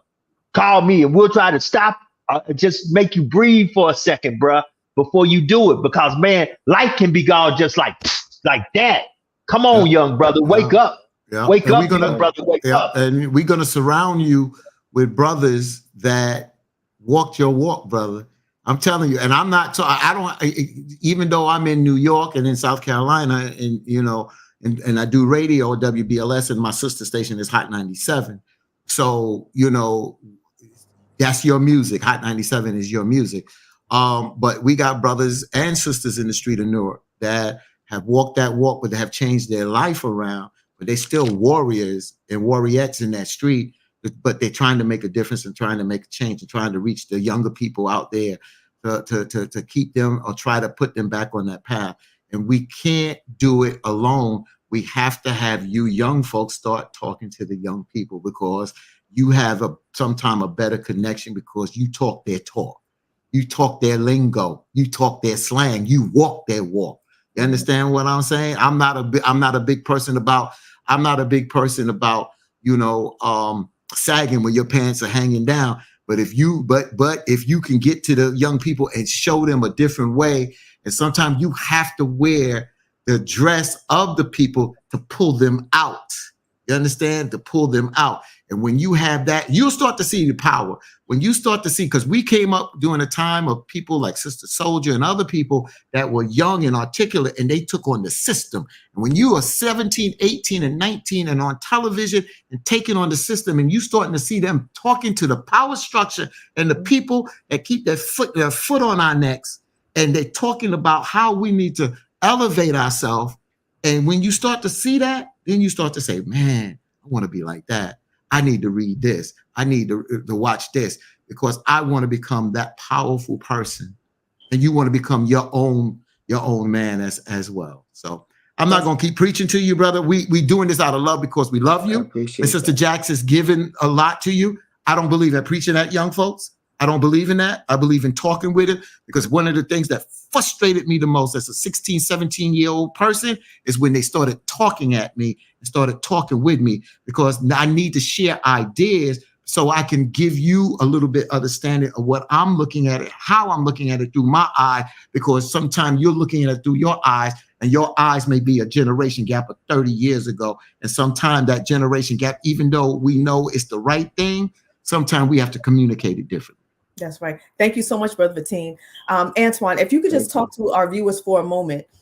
When you look at your friends in the community and the other children in the community, in your school or just your neighborhood, what is it that these young children are missing that is kind of leading them to a life of violence and crime? And even being in the youth detention center, you've been there since February. You just got out yesterday. And I know we spoke on the phone about, you were saying like, dang, Miss J, so-and-so is back again. He got out and he stole the car all over again. This one, I've been seeing people come and go. And you was telling me you were exhausted. Because I said, are you tired, Antoine? You said, Miss J, I ain't tired. I'm exhausted. I'm not doing this again. Right. So if you could just tell our viewers to try so they can get into the mindset of our youth, and especially the youth in juvenile detention, what are they lacking? Like, what is going on with the family and, society? Like, what are these kids missing? With society, I could say like we're just missing an education system, like a real education system. Now, people out in the program, we have our one-on-ones. Like in school, people would sit there. There'll be a bunch of us, and they'll do the work. But like some people just need the support, and we need like they have the big brother, big sister program. We need like everybody everybody like want need a mentor, and not everybody just need more support. Everybody will get support from a big homie before they go look for support from a big brother, big sister. There's a difference right there in that gap. Nobody don't look for the help for support. Like y'all need y'all just need to come together. Everybody just want to be against each other. People that everybody grew up with, I promise you right now, everybody that grew up together, you're the same people. 2 months, 3 months from now, that start beefing each other for no reason. You be over the smallest thing. Instead of squashing it, they want to choose violence. Instead of helping each other out, they just want to build each other down. Nobody want to help build each other up. They just want to see each other fall. Everybody want to be at the top, but all y'all want to knock each other down at the same time. Crabs in the barrel Lack of situation. support. And I'm glad that you said the Big Brother sister program. Sister Jackson, I'm gonna turn it back over to you. I thought about this yesterday when we were talking. I just didn't mention it because back in high school, I went to George Westinghouse High School. Jay-Z, Biggie, Busta Rhymes, we all went there at different times, but we all came out of Westinghouse. And George Westinghouse, downtown Brooklyn, was a melting pot of some of the roughest projects in Brooklyn. Marcy, Fort Greene, Tompkins. All of us came together. You got to realize that's different crews from different parts of Brooklyn. We had our own philosophy. We had our own beefs. But when we came in that building, bro, we worked together. We learned what unity was. And back then, high schools had what is called peer group or SPARK. And we used to meet together to deal with issues. And when you talked about the Big Brother program, a lot of people look at Big Brother and Big Sister programs of being outside of the schools. Ours was part of the school. So in the 11th and the 12th grade, I became a big brother to 3 students. So what we became, what Brother Antoine just said, is that there's an intermediator there before you have to go to the faculty or adult, before you have to go to your parent or somebody in the community. You're going to somebody that's just a little bit older than you, that's in the school, that can give you that support, that could come in between you. I had a big brother come to me, say, yo, these guys want to jump me after school. So now I got to get the leadership in the school of their projects to stand down. So because I knew that, I was able to intermediate that and help out the younger brother there, which he saw was power and respect. And he wanted to eventually, when it came for him to go to the 11th and 12th grade, he becomes that big brother. You understand? So I'm glad that you mentioned that, brother. I got to give you the bell for that. That's right. That's right. And when you think about the women, right? Because you see how some moms are raising their children.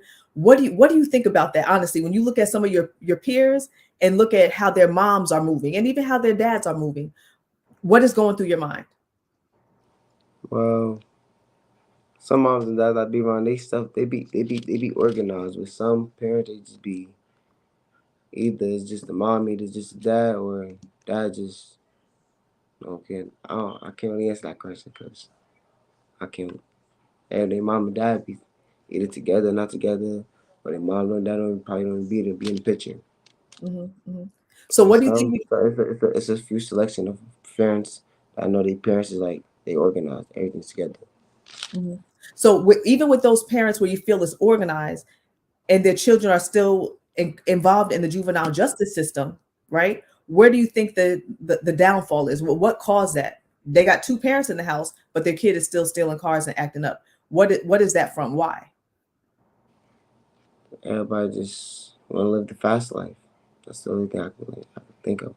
Everybody just once they take that little inch, they want to extend it to the whole mile. Everybody just want to live the fast life. Want to do this, want to be big of this, big of that, but it's just that one little wrong move cause everything to be all over. So what are the biggest influences for these children? What are the biggest influences encouraging them to live that fast life? The root to all evil. That's money. That's right. But what did you say in class? Money's not the root of all evil. What is the root of all evil? The what of money? The color. No, you said close. You close. 4 letters, right, Jax? 4 letters. Yep. You said in class one day you said money's not the root of all evil. It's the blank of money that's the root of all evil. The love. Yeah. There you go. And when you're the love of money, it's nothing wrong to control money. You just can't let money control you. Can't let money control you and let money take advantage of you because You can have money one day and it could be gone tomorrow. Mhm. You can get it back the next day, but you don't know it's how you get the money. It's money come with dirt with it. So if you could stand on a rooftop now and shout to your community to change their lives, what would you shout? I'll shout, listen, you Oh only no. live once. You gotta do what you gotta do and just focus on yourself and focus on building yourself up and development, because you worry about the wrong thing can put you down the wrong path. You just have to focus on doing what's right, doing the right thing, and just staying on the right path. Let me just say this. It's all about development and growth. Wow. I'm I'm gonna say one thing that's totally off this, and Joe, put us all back up there because I want to say this to him, looking at brother, if you can. I wanted to say this, thank you, Joe, to brother Antoine. I picked up something about you today. I picked up something. I want to pass this on to you. I see a quality in you. We ask you a question and you'll say, not all the time, you're like, I don't know how to answer that. And then you answer it. You say, I don't know how to explain it, but then you go on to explain it. So what I'm saying is, I love this, and this is good for you because this is good experience because you mentioned that you're nervous. I remember the first time I did a radio interview, my teeth were chattering. So I get it. Just take a breath. Never say, I can't answer it. Just take a moment because you can answer it because you did answer it. It's not one question that when you said that today, I don't know, I can't answer that. You answered it. You always gave us an answer. So you have the answer. Sometimes you just have to take that breath and then go forward. And that's one of the things I want to say to you today, because you did it. Is every time you said, I can't answer, I don't know, you went on to answer. And that's why we pause when you say that, because we know next you's getting ready to answer that. So just take a deep breath, my brother. If I have to give you something today, I'm going to give you that, something that you can utilize the rest of your life right there. Thank you. You're welcome, brother Antoine. Great advice, Brother Fatigue. Antoine, in the chat, a young sister, KC, my cousin, she says, I had the honor of meeting Antoine when I visited Jax's art therapy class. He's an amazing young brother who truly touched my heart. I knew he was special within the first 5 to 10 minutes of being in his presence. He will be a success story. Thank you. That's right, Antoine. I swear, my brother, you are in a position, you have a loving mom that's right there for you along the way. Miss J, I told you, I'm not going anywhere. You got me as long as you keep me in your life. You have Brother Fatine, Brother Joe. There are also brothers in the chat that are reaching out that want to connect with you, to mentor and guide and support you as well from all around the world, Antoine. So you have a village. So never feel that you're alone. You are going to be one of these powerful brothers one day, doing something amazing. Just continue to believe in yourself, work hard, and never give up, and stay on that straight path, my brother. Thank you, Ms. J. And thank you for all the support that I have. Because that's the main thing we need in the community, support. So without support, we're just gonna be looking lost. And I just thank for everybody that will be there for me, and just hope we can just help out others that really need it more than me. Like, cause a lot of people, it's a lot of people that's around that just need support. Just gotta go find them. Support. They won't look for support, but we go looking for them. That's right. It's always that part where we connect that. Brother Antoine, what I gotta say is, man, just be true to you, brother. We here for you, man. And guess what, man? You ain't gonna get it all right. Sorry, you're gonna make mistakes, but don't make the mistakes, man, that put you in a place of incarceration. Don't make a mistake that may put you in the graveyard. Brother, you too handsome, you too intelligent, you too strong of a young man. Bro, you might be the next great mind. You might be the one that brings us over the hump. Come on, bro. You got to listen. I get it. And like I said, looking at you now is looking at a younger me. And I want to just tell younger me, bro, slow down, wake up, and take care of yourself, man. Take care of yourself. Listen, we here for you. You just encompassed a village of brothers and sisters who are going to be asking Sister Jax, hey, how Twine doing? How A doing? Be exact. Since my real last name starts with an A, I'm gonna start asking how you A plus. So A plus. A plus. I got some demands on you, A plus. Here's my demand. My demand is every day learn something new. That's the Learn goal. something new. Learn a new word every day. And guess what? When I'm a lot older and a lot grayer, I want you to come and shake my hand face to face and let me know some of them words you done learned. That's a fact. I got you for that. All right, Yeah, we and good, bro. let me just add that to let me just add this because when I first heard this, this was powerful, and I learned this from a 5%er. He was like, you know, and I always say, learn you should learn from the cradle to the grave. When you're born to you in here, but if you didn't learn something today, you was dead today. Understand what I'm saying? Yes, Don't sir. stunt your growth today. Learn something today because that shows that you're progressing. That's how we progress in life. Didn't learn something today, you was dead today.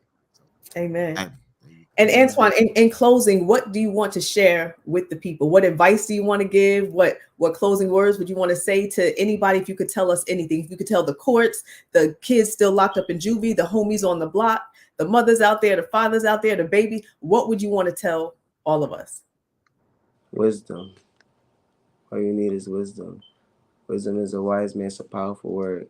Like it says, one man's world, one wise man can rule the city, and 10 rulers.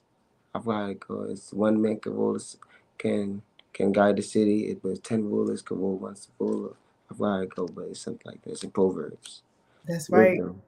It's just how you gotta have patience. Patience is the key to success. Patience is the key to diligence.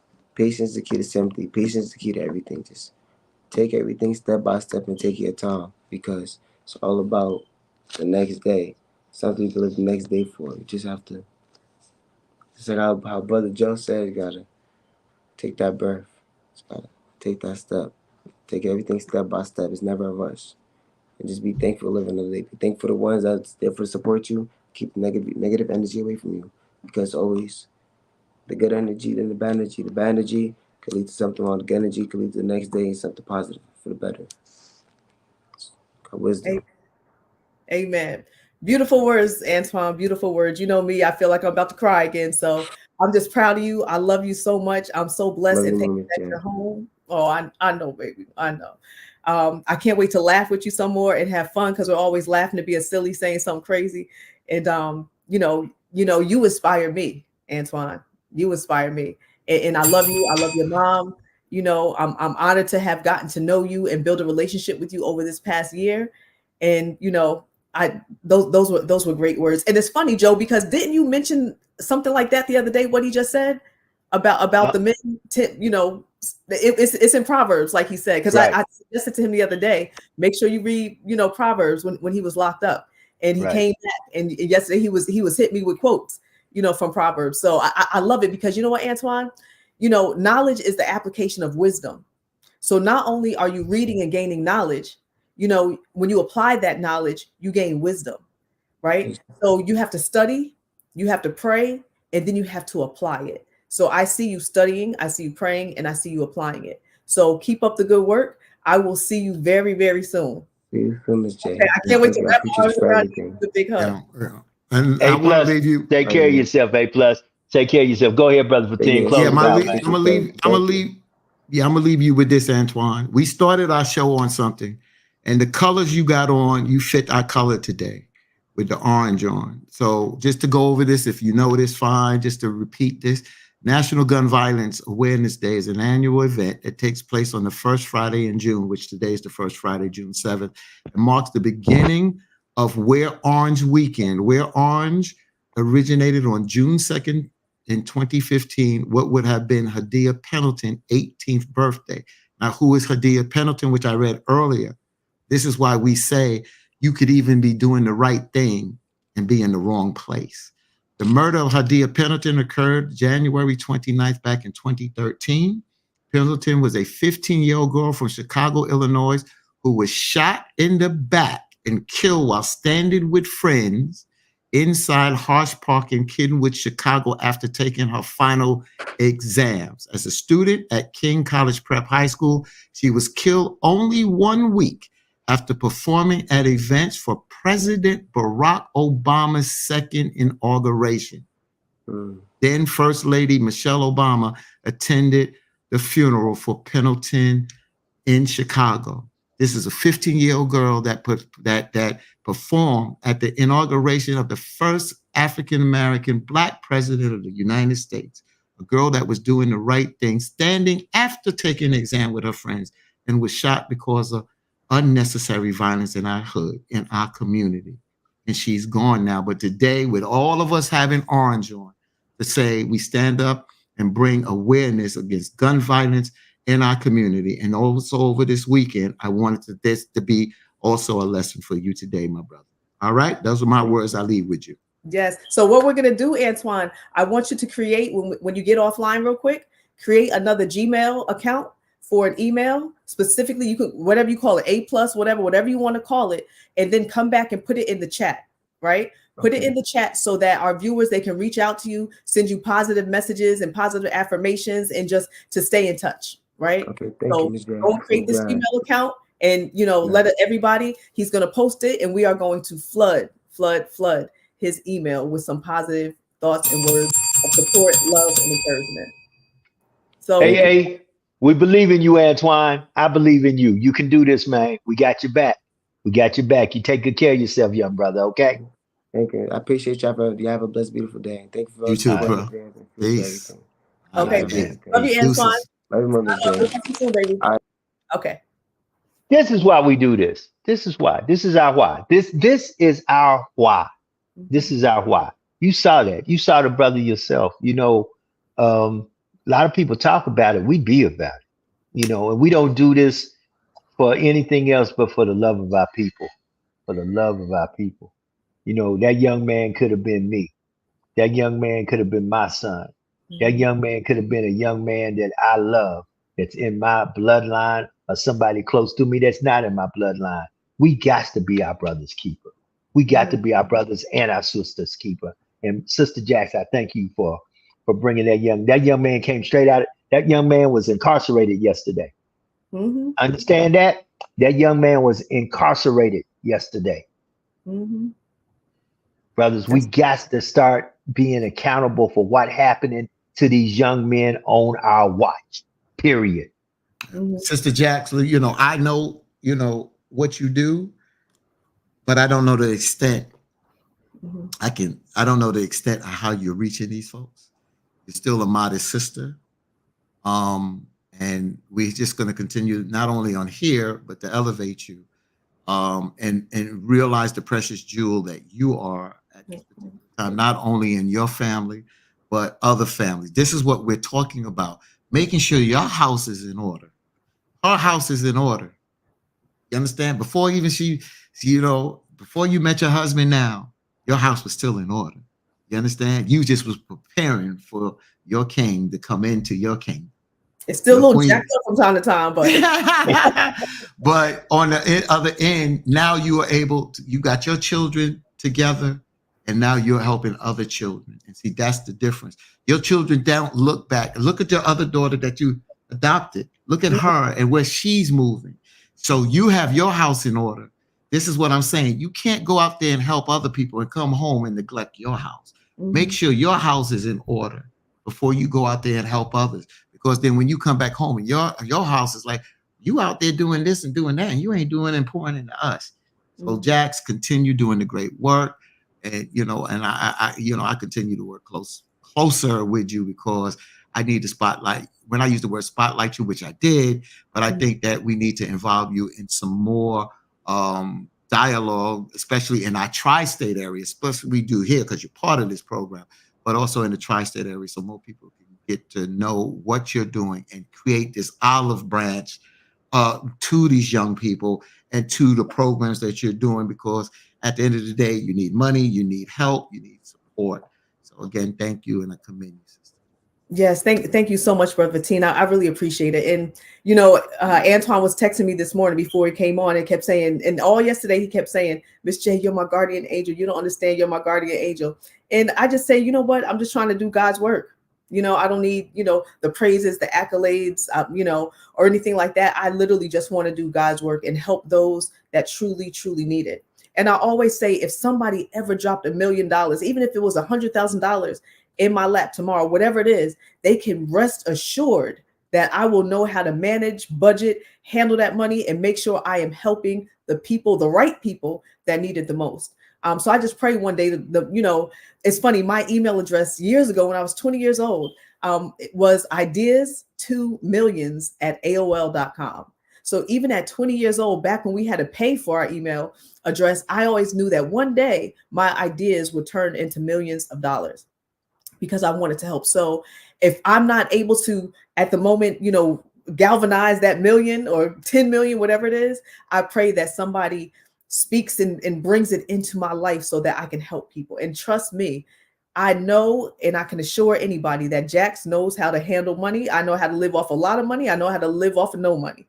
And I will help this community around the world, around the country, and help those that need it the most. So that's one of my biggest prayers. So it's 8 minutes to the top of the hour. Man, this Freedom and Fun Friday. He that the sun sets free is free indeed. And we celebrate Antoine's freedom on this day, not only from physical incarceration, but I believe something is breaking in that young man's spirit to set him on a path that he will come back one day and give a testimony that will be not only mind-blowing, earth-shaking, but will be changing to not only himself, but to us as a people and all those around him. So with that being said, let's get ready to get up out of here. I know, Jax, you just finished saying what you had to say. Give me some closing words where we can get gone. Closing words. I love you. I thank you. Thank you for supporting my baby, Antoine. Thank you for always tuning into the show. We really appreciate you guys tuning in, listening in, learning, growing, taking notes, whatever it is. Thank you. If nobody told you they love you today, know that Jax loves you. Have a great weekend. Be safe. No drinking and driving. Put them cigarettes down. Put that weed down. Put them drugs down. If it's part of your life, you can change. You can do better. Watch your mouth. Watch your tone. And just move forward with love and grace and modesty and peace and dignity and respect, and always honor the Most High. Have a great day, y'all. See you on Monday, Lord's will. Peace out. Brother Fatim. Jax, I thought you whispered in my ear, stop dining and swining. I thought you said. I thought I heard, get the poke, get the poke off the poke. I heard you stop dining and swining. That's the one thing I left out. I'll just leave you with this, Jax, I think this show speaks for itself today. I think the comments speak for it. Sorry we didn't get to all the comments. I try to even acknowledge those. Thank you for the support and the love and the positive comments that you did. Eddie Bonnet, you had a couple of questions we didn't get a chance to ask, Brother Antoine, but I noticed everything in the chat, but thank you all. And I echo what Sister Jax says, love on each other, love on one another. And have a great and safe weekend. And I'll just leave you this to say, pay it forward, y'all. Pay it forward. What we have learned and how we've become better and how we've made our families and other people better, pay that forward. Pay that forward. Those are my final words.